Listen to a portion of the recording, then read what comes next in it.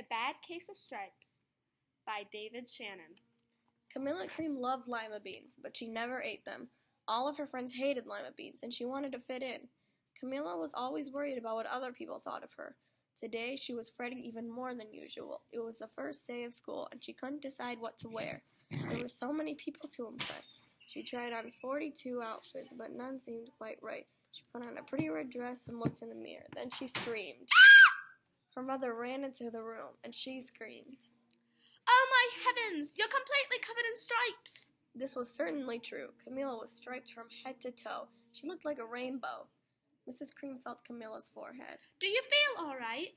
I feel fine, but just look at me! You get back in bed this instant. You're not going to school today.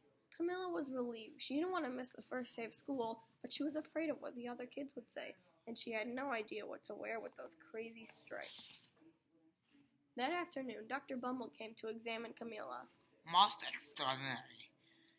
I've never seen anything like it.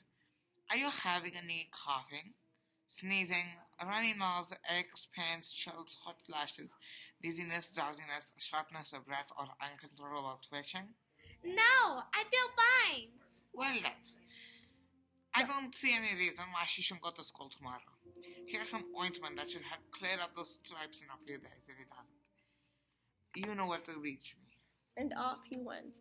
The next day was a disaster. Everyone at school laughed at Camilla. They called her Camilla Crayon and Night of the Living Lollipop.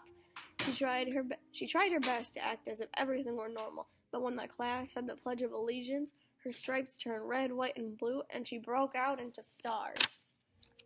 The other kids thought this was great. One yelled out, "Let's see some purple polka dots!" Sure enough, Camilla turned all purple polka dotty. Someone else shouted, "Checkerboard!"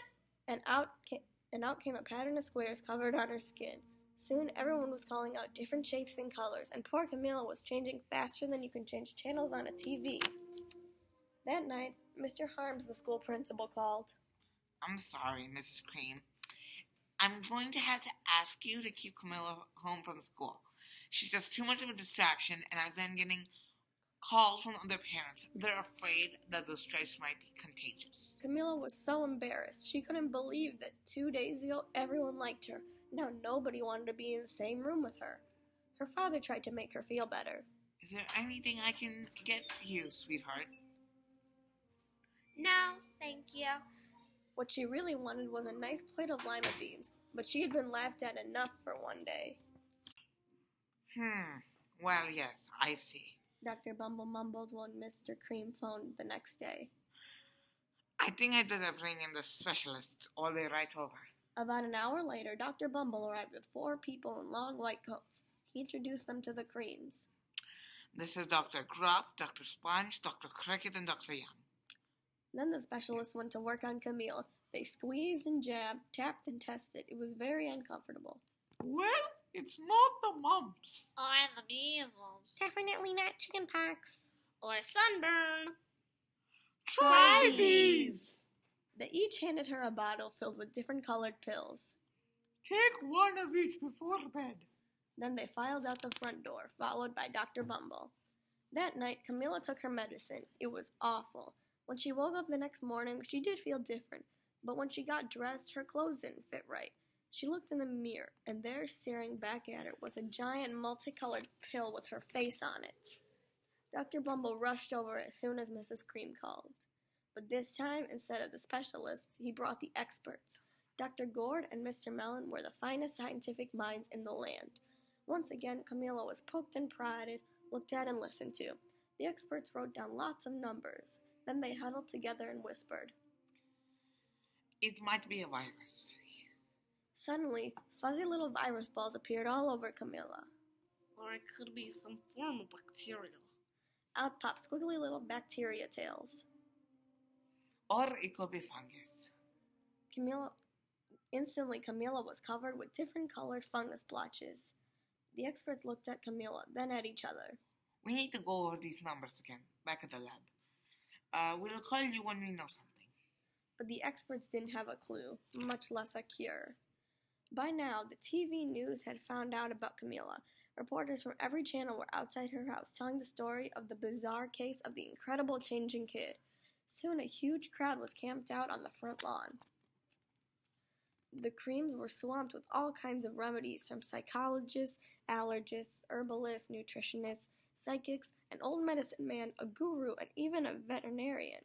Each so-called cure only added to poor Camilla's strange appearance until it was too hard to even recognize her. She sprouted roots and berries and crystals and feathers and a long furry tail, but nothing worked. One day, a woman who called herself an environmental therapist claimed she could cure Camilla. Close your eyes, breathe deeply, and become one with your room. I wish you hadn't said that. Slowly, she started to melt into the walls of her room. Her bed became her mouth, her nose was a dresser, and 2 paintings were her eyes. The therapist screamed and ran from the house. What are we going to do? It just keeps getting worse and worse. At that moment, Mr. Cream heard a quiet knock at the door. He opened it, and there sat an old woman who was just as plump and sweet as a strawberry. "Excuse me, but I think I can help." She went into Camilla's room and looked around. "My goodness, what have we here? Is a bad case of stripes, one of the worst I've ever seen." She pulled a container of small green beans from her bag. "Here, these might do the trick." Are these magic beans? "Oh my, no. There's no such thing. These are just plain old lima beans. I bet you'd like some, wouldn't you?"